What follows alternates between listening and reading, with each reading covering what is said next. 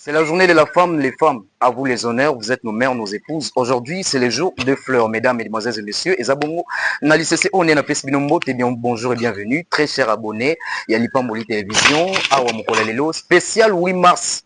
Bonne fête du 8 mars à toutes les mamans, à toutes les filles. Bino Bayo, Bomesana, Kolanda Bisso de partout.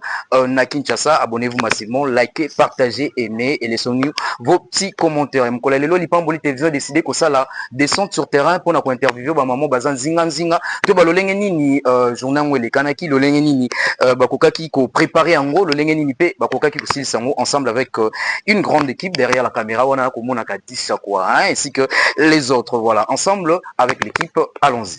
C'est parti, on se retrouve tout à l'heure. Comment on a, s'il te plaît? Erika. Erika. Les lotos le 8 mars, fête yaba maman, fête yaba nabasi. Mokolo on dengi bobo misaki on zaki dengi ni pour préparer on beaucoup pour aller. Premièrement, tu préparer qu'on a ba prière, tu sengen nzambe à zanabiso mokolo ya le 8 mars. Tu préparer qu'on a ba prière, ba nuit de prière, ba séminaire pardon. Tu sengen nzambe à conduire biso à zanabiso journée ango et les camarades. Ok, j'espère que l'équipe bien. L'équipe très bien, Angola Nzambe. D'accord. Aujourd'hui, tu es la femme, ok? Est-ce que moi si, parce qu'aujourd'hui, on parle de la masculinité positive. Est-ce que moi ça aux ingénieurs? Est-ce que moi ça tout d'après yo? Oui, pourquoi pas? Parce que le long, moi ça comment maltraité, en habité d'après yo, conception yo kolo.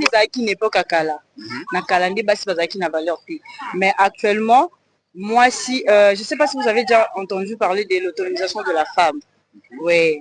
Na mokolo ya lelo moi si azana accès ya ozala par-ci par-là voire même en tête il y a je peux dire en tête il y a l'Assemblée nationale, je peux dire la première ministre c'est une dame. Ouais. Donc ça veut dire que moi si aza na capacité ya ozala n'importe quel poste à cause de la présidente de la République, à cause de la paix. Donc moi, c'est dans ma limite. Voilà, c'est très important. Parce que conseil nous avant aussi ça, au ça na bah maman nyonso ba jeune fille nyonso parce que le phénomène qu'il est le côté tandis que na kalatubano mona par exemple ba maman na bisonnet kabibi na film ya na bala kabibi yo les jeunes femmes s'habillaient en panne mais le lot qu'il est le côté ba maman ba comme na ba collant tu éviter ko différencier maman na jeune femme yo d'après yo conseil nous repé ça na bana bas pe ba maman ya ki lelo. Bon nga na ko lo bateka que moi si esengi pas la tapane parce que so na lobby ngo ezala na bateau bozala pour ils appellent bateau bozala contre. Pour Nanga, moi, si elle censé s'habiller juste décente. Voilà, merci beaucoup et bonne fête tes femmes. C'est bon? Bonjour maman. Bonjour. Maman comment on a? Maman Hilda. Maman Hilda. Ok, nga ezali Pamboli télévision. Le ezali 8 mars. Maman mokolo ngo ndenge nini bobongisa ki ngo pona ko arriver jusqu'à ce jour. Bon. Pona biso awa tosalaki convention à ba maman tosangisi ba maman parmi ba maman oyo ba evaka awa toponaki ba maman bakoteya les 3 premiers jours ba maman bateyaki mutu na mutu azalaki na thème na ye parmi thème oyo baponaki la femme qui transforme son environnement, donc sa maison, sa famille, très bien, par la prière. Voilà. Ok, maman. Le 8 mars, qu'est-ce que c'est quoi? Est-ce que moi, si toi la femme, peut tout faire? Parce que le lot, moi, mobali, a comment plus la supériorité que moi, si, bah, maltraitance, tout ça, d'après eux, tant que maman, est-ce que moi, si, à la capacité, ça, mais ça, la nyonso, to, oti exception. Bon, na kotia penza exception te. Moi si nzamba tia kati na ye makoki ya kosala nyonso parce que biso nyonso toza na origine kaka moko.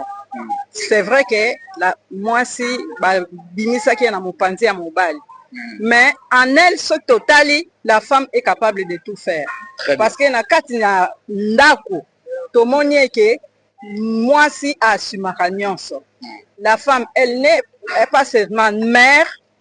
Elle est gestionnaire, très bien. Elle est tout, elle est intercesseuse, elle est celle qui donne la vie. Donc, moi, si j'ai la capacité à faire la nyonso na kati na société. Mais, tokoki ko sala exception par rapport na ba misala o esengaka physique mingi. wana tokoki koloba ke mwasi normalement akoki kosalaka yango te selon physique na ye eza na ba misala mosusu oyo ezali destiné uniquement na mobali. Ok maman, question esuka po tosilisa conseil nini okoki kopesa na bamama to mpe bajeune fille ya kelelo lelo tomoni phénomène kelelo ekoti par rapport ya ntango ya kala bajeune fille babandi olata maputa bazalaki respectueuse balobaka basombaka kwanga oyo ezipami na makasa kwango etandami libanda basakanaka nango kaka so etanke mama conseil nini okopesa na jeune fille moko azolanda ye?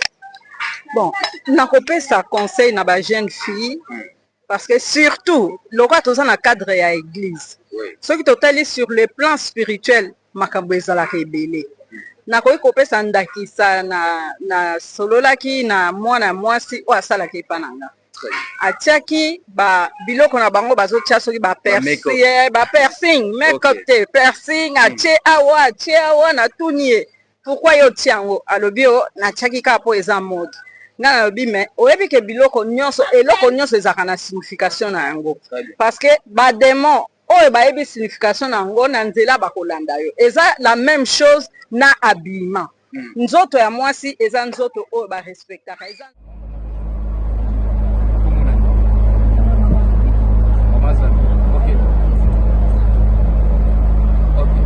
lelo le 8 mars ndenge nini bopreparaki mokolo yango